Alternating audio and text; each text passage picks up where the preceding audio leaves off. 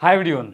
तो जैसे कि हमने आपको लास्ट क्लास में क्या करवाया था, एग्जाम्पल्स 5.2 जो है एपी एंड जीपी मतलब आपका सीक्वेंस एंड सीरीज़ का जो एक्सरसाइज 5.2 है, उससे पहले की जो भी एग्जाम्पल्स है वो मैंने आपको इससे पहले वाली क्लास में करवाया था। तो आज की क्लास में हम एक्सरसाइज 5.2 स्टार्ट करेंगे। तो लास्ट क्लास में जैसे मैंने आपको एग्जाम्पल 7th नहीं करवाया था, तो अगर एग्जाम्पल 7th एक बार आपको ट्राई करना है, अगर कोई प्रॉब्लम है तो आप कमेंट करना, मैं आपको एग्जाम्पल 7 भी करवाऊंगा, लेकिन आप जब कमेंट करोगे जब भी करवाऊंगा, ठीक है। तो आज की क्लास में हम एक्सरसाइज 5.2 स्टार्ट करते हैं। 5.2 का फर्स्ट क्वेश्चन देखते हैं हमारे पास क्या है। फर्स्ट क्वेश्चन में गिवन है so that the progression is an AP. Progression क्या है तो 7 2 -3। हमारे पास जो प्रोग्रेशन है 7 2 -3, 7 2 -3 -8 dash dash are in AP. ये एपी में है, ये हमें शो करना है। तो जैसे कि हमने फर्स्ट एग्जांपल किया था, तो फर्स्ट एग्जांपल में भी हमें यही शो करना था कि आप ये सगड़ो वो एपी है या नहीं है। तो एपी है या नहीं है, इसके लिए हमें क्या करना होता है, तो हम सबसे पहले फाइंड करते हैं क्या, कॉमन डिफरेंस। तो डी दो बार फाइंड करेंगे, a2 - a1। तो a2 क्या है 2, तो 2 - 7 तो -5 एंड एक बार डी फिर से फाइंड करेंगे। तो अब जो फाइंड करेंगे तो a3 - a2। तो a3 हमारे पास क्या है माइनस का 3 माइनस टाइम्स a2 तो 2। तो ये -3 और -2 ये क्या मिला -5। तो ध्यान से देखो, ये जो डी आया है हमारा और यहाँ पे जो हमने डी फाइंड किया, दोनों की वैल्यू सेम है। और जब दोनों वैल्यू सेम है दैट मीन्स हमारा क्या है, ये एपी है। तो लिखो हेंस कॉमन डिफरेंस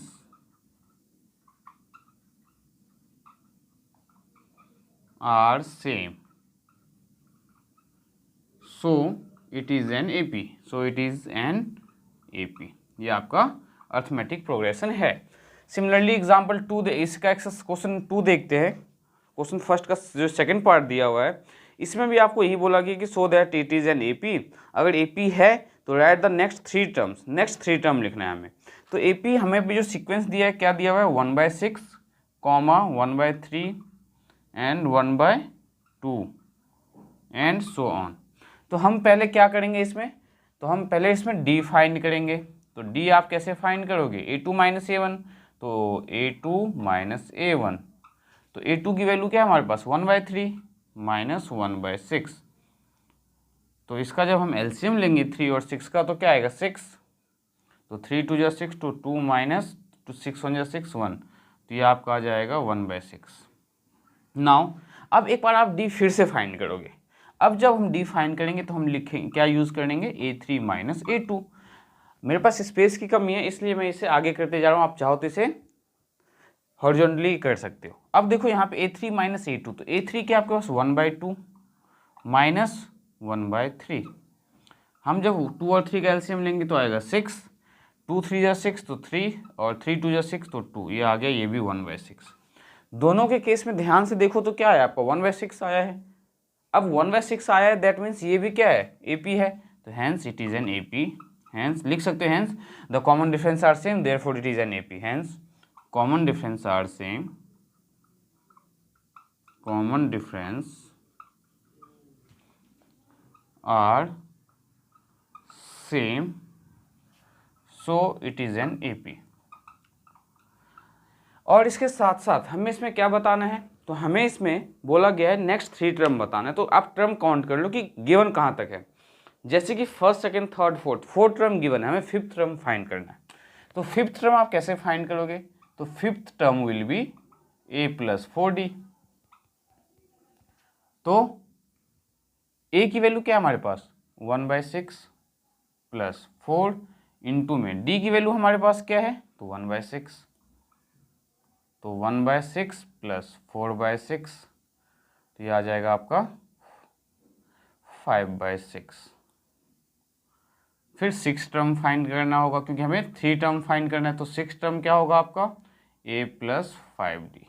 तो a की वैल्यू क्या है 1/6 + 5 इंटू में d की वैल्यू क्या है 1/6। d की वैल्यू हमारे पास क्या है 1/6 ही है। तो नाउ ये आ गया 1/6 + 5/6। डिनोमिनेटर सेम है तो 1 + 5 6/6 इक्वल्स टू ये 1 आ गया। देन सेवेंथ टर्म, तो सेवेंथ टर्म क्या होगा हमारा, तो a + 6d। तो a की वैल्यू हमारे पास क्या है 1/6 + 6 इंटू में 1/6, तो 1/6 + 6/6। अब देखो यहाँ पे आपके माइंड में आ रहा होगा कि मैं 6 से 6 को कैंसिल क्यों नहीं कर रहा, तो मैं कैंसिल इसलिए नहीं कर रहा क्योंकि अगर मैं इसको कैंसिल कर दूंगा तो मुझे एलसीएम लेना पड़ जाएगा, ठीक है, और वो आपके लिए लेंदी है। तो जब डिनोमिनेटर सेम है तो हम डायरेक्टली इसको ऐड कर सकते हैं 6 और 1 + 6 दैट मीन्स 7/6। अब यहाँ पे जैसे 6 से 6 कैंसिल करते तो 1/6 + 1 एलसीएम लेते तो जाके 7/6 आता। तो fifth term, six term and seven term मैंने आपको बता दिया है। नेक्स्ट देखते हैं इसका थर्ड पार्ट। इसमें थर्ड पार्ट नहीं है, तो सेकंड क्वेश्चन जो दिया हुआ है आपके पास, बोला find the 18th and the 23rd term. AP है -1, 5 और 11, -1, 5, 11 एंड सो ऑन, -1 है यहाँ पे। क्वेश्चन नंबर है ये आपका 2। तो -1, 5, 11 ये आपके पास क्या है, सीक्वेंस गिवन है। हमें इसमें फाइंड करना है 18th term and 23rd term. तो ये ध्यान से देखो, हमें क्या फाइंड करना है 18th term and 23rd term. ये कैसे फाइंड करेंगे, सबसे पहले हमें a क्या है, तो a की वैल्यू हमारे पास है -1 एंड d की वैल्यू हमारे पास क्या है, तो d हम निकालेंगे a2 - a1। तो d की वैल्यू a2 क्या है हमारे पास 5 माइनस a1 क्या है, तो माइनस का 1, तो d आ जाता है 5 माइनस प्लस, तो d की वैल्यू हमारे पास है 6। a की वैल्यू क्या है 6, d की वैल्यू क्या है हमारे पास 6 और a की वैल्यू क्या है हमारे पास -1। अब आप यहाँ पे क्या करोगे, तो ध्यान से समझने की कोशिश करो। हमें 18th टर्म के लिए जैसे मैंने आपको बताया है, तो 18th टर्म, तो 18th टर्म का फॉर्मूला a + 17d। तो a की वैल्यू -1 + 17 इंटू में d की वैल्यू 6, तो -1 + 17 6 102, तो ये आंसर आ गया आपका 101। सिमिलरली 23rd टर्म, तो 23rd टर्म क्या होगा आपका a + 22d। तो वैल्यू ऑफ a -1 + 22 इंटू में d की वैल्यू हमारे पास क्या है, तो 6, तो -1 + 6 2 12, 6 2 12 113, 132 -1, तो आगे ये 131 आपका आंसर। तो चेक करते हैं क्वेश्चन नंबर 2 का आंसर क्या गिवन है। तो क्वेश्चन नंबर 2 का जो आंसर है 101 एंड 131, बिल्कुल सही आंसर है आपका। तो हमने क्वेश्चन 2 सॉल्व कर लिया है। क्वेश्चन 2 का सेकंड पार्ट में हमें nth टर्म और 20th टर्म फाइंड करना है, तो देखते हैं कैसे सॉल्व करना है इसे। तो सेकंड पार्ट जो है क्वेश्चन नंबर 2 में, उसमें दिया है find the nth and the 20th term. 7 series दिया हुआ है 7 + 4 + 1, 7 + 4 + 1 प्लस 7 + 4 + 1, ध्यान से देखो तो -2 -5 है, तो -2 -5 दैट मीन्स ये जो सीक्वेंस है, देखो 3 3 का डिफरेंस है। ये सीरीज आपके पास गिवन है, ये सेकंड का थर्ड पार्ट है। क्वेश्चन नंबर 2 जो है उसका ये सेकंड पार्ट है। हमें इसमें फाइंड करना है nth term and 20th term. तो हम क्या करेंगे, सबसे पहले इस सीरीज में से a और d निकालेंगे। तो a की जो वैल्यू है दैट इज 7, सॉरी d नहीं है यहाँ a है, तो a की वैल्यू क्या है आपके पास 7 एंड d की जो वैल्यू है, तो d की वैल्यू a2 - a1 हम फाइंड करेंगे। तो a2 क्या है 4 - 7, तो माइनस का 3 आ गया। d की वैल्यू -3 और a की जो वैल्यू है दैट इज 7। ये दो वैल्यू हमें पता है, अब हम कुछ भी फाइंड कर सकते हैं। तो हमें पहले 20th टर्म फाइंड करते हैं। तो 20th टर्म क्या होगा आपके अकॉर्डिंग, तो जैसे कि अगर 19th टर्म फाइंड करना है तो a + 18d लिखते हैं, तो अगर हमें 20th टर्म फाइंड करना है तो आप क्या लिखोगे a + 19d।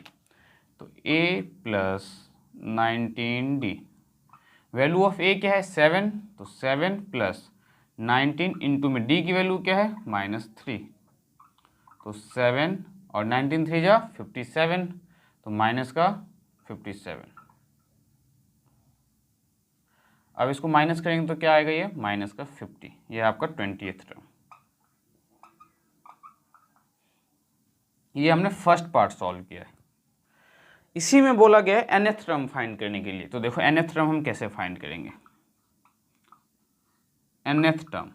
तो nth टर्म के लिए आप यूज करोगे a plus n minus one into, जो जनरल टर्म का जो फॉर्मूला है टू फाइंड, जनरल टर्म का जो फॉर्मूला है क्या है, a plus n minus one into में डी, तो a plus n minus one into में डी। अब आप इसमें क्या करो, तो a और d की वैल्यू पुट कर दो। तो a की वैल्यू आपके पास क्या है 7 plus n minus one into में डी की वैल्यू क्या है -3। तो 7 -3 को n से मल्टीप्लाई करो तो -3n, -3 इंटू में -1 प्लस का 3, तो 7 प्लस 3 10 -3n, ये आपका क्या है, तो nth टर्म।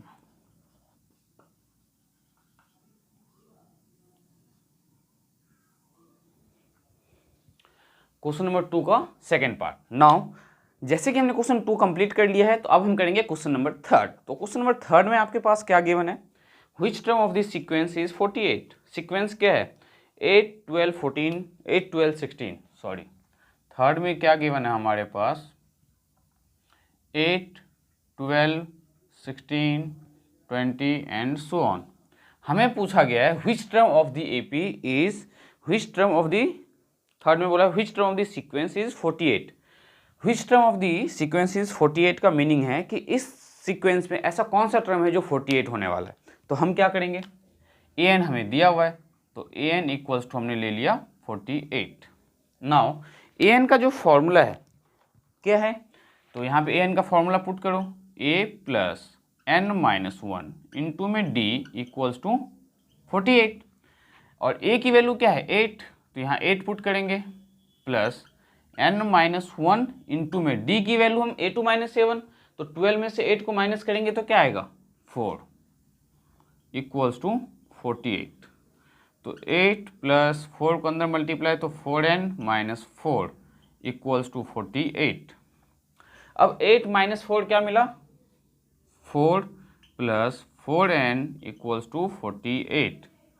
4 को राइट साइड ले जाओ तो 4n क्या आ गया 48 माइनस का 4, तो 4n आएगा आपका 44। n equals to 44 divided by 4, तो n इक्वल्स टू 4 1 जा 4 4 1 जा 4 11। मीन्स इस सीक्वेंस का 11th टर्म आपका क्या होगा, तो 48 होगा। तो ये बहुत ही सिंपल क्वेश्चन था। अब इसी का सेकंड पार्ट क्या दिया है आपके पास कि which term of the series. तो सीक्वेंस और सीरीज में सिंपल डिफरेंस क्या है, प्लस माइनस का। तो थर्ड का सेकंड पार्ट में 20 प्लस 16 प्लस 12 के फॉर्म में दिया हुआ है, तो 20 plus 16 plus 12 plus dash dash dash. इसमें बोला है कि इस सीरीज का कौन सा टर्म क्या होगा आपका -96। तो इस बार अब हमें क्या दिया उन्होंने, ए एन दे दिया है कितना, तो -96। Which term of this sequence, which term of this series, sorry which term of this series is -96। तो हम क्या करेंगे, ए एन को -96 कंसिडर करेंगे, और ए एन का फॉर्मूला हमें बहुत अच्छे से पता है क्या, तो a plus n minus one into में डी इक्वल्स टू -96। ए की वैल्यू तो 20 plus n minus one into में डी की वैल्यू तो 16 माइनस 20 माइनस का 4 equals to -96। Now 20 plus n minus one को जब हम -4 से मल्टीप्लाई करेंगे तो क्या आएगा, माइनस का 4n प्लस का 4 इक्वल्स टू -96। अब हम क्या करने वाले हैं, तो 20 minus 4n plus 4 equals to -96।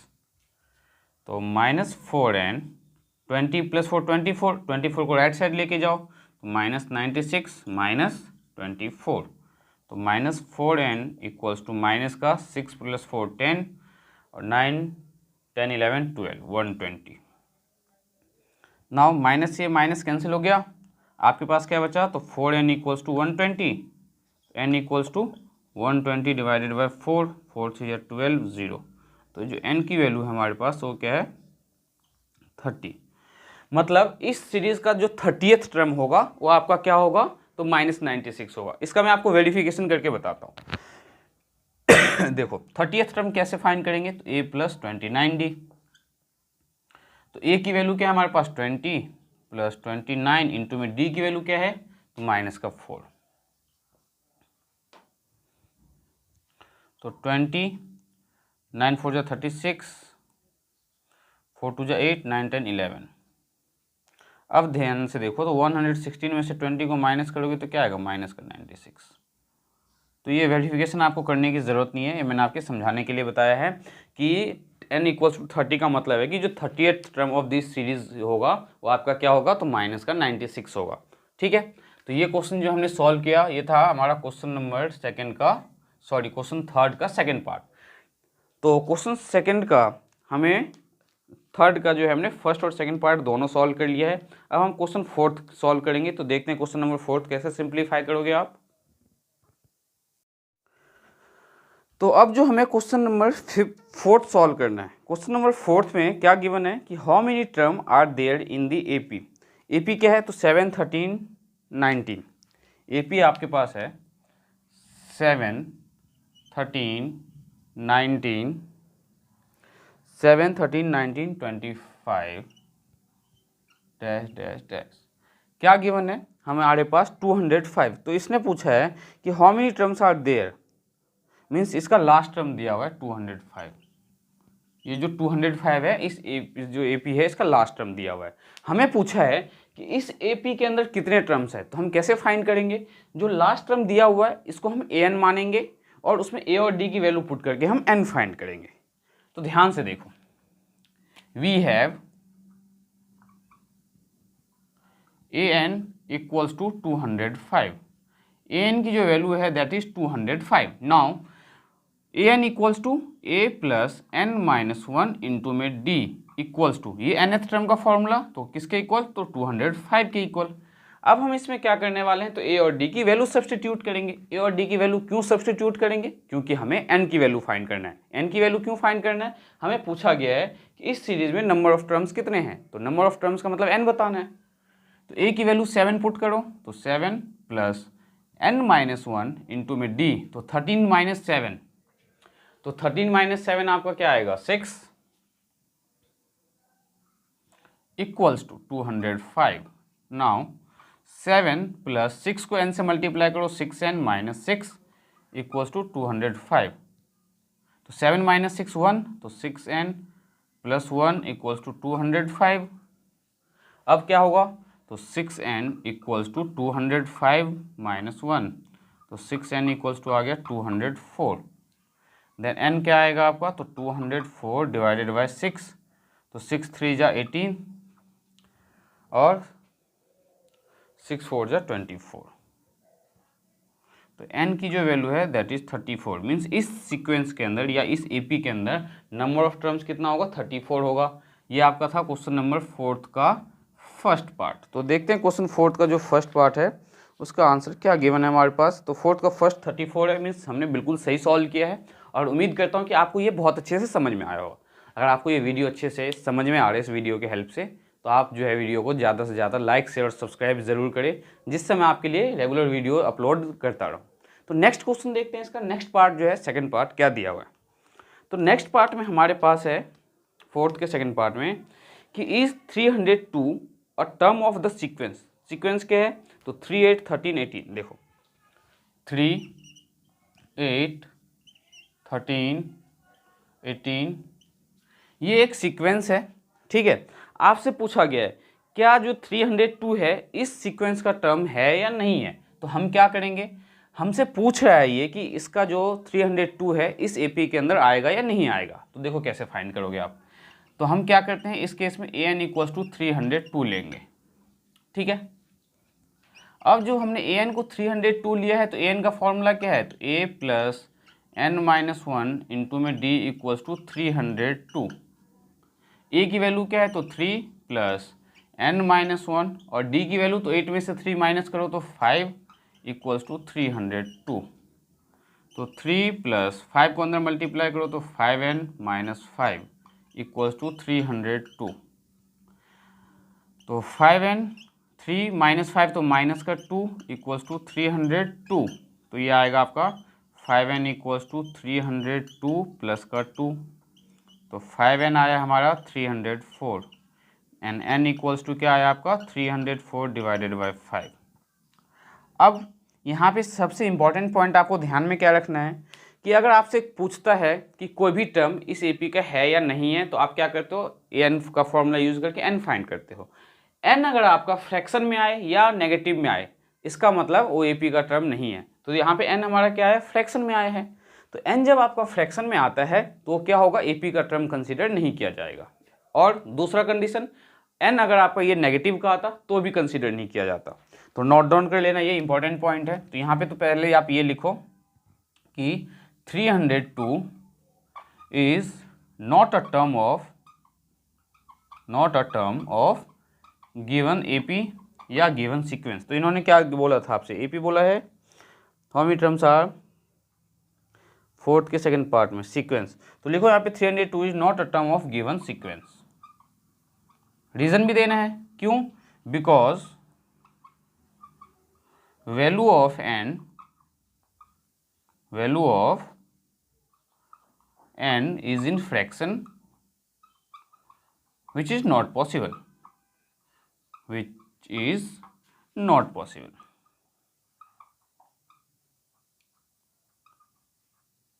तो अब इंपॉर्टेंट पॉइंट क्या है, नोट डाउन कर लेना ये। First, if n is in fraction, second case if n is negative, then the given number will not a term of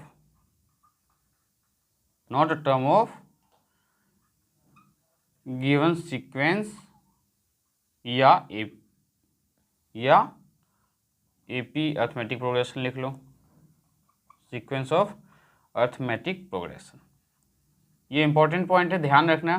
क्या ध्यान में रखना है कि अगर यहाँ पे n की वैल्यू फ्रैक्शन में आ जाए या नेगेटिव में आ जाए, अगर n फ्रैक्शन में या नेगेटिव में आ जाता है तब वो जो टर्म होगा, then the given number will not a term of given sequence. जो गिवन सीक्वेंस होगा उस गिवन सीक्वेंस का या अर्थमेटिक प्रोग्रेशन का वो टर्म कंसीडर नहीं किया जाएगा। तो आज की क्लास हम यही ख़त्म करते हैं, और इसके आगे के जो क्वेश्चन हमने आज की क्लास में क्वेश्चन 1st to 4th किया हुआ है। तो नेक्स्ट क्लास में मैं आपको 5th से लेके आगे जो भी क्वेश्चन है नेक्स्ट क्लास में करवाऊंगा। तो नेक्स्ट क्लास में मिलते हैं। उम्मीद करता हूँ कि ये चारों के चारों क्वेश्चंस और इसके जो पार्ट्स हैं आपको बहुत अच्छे से समझ में आया होगा।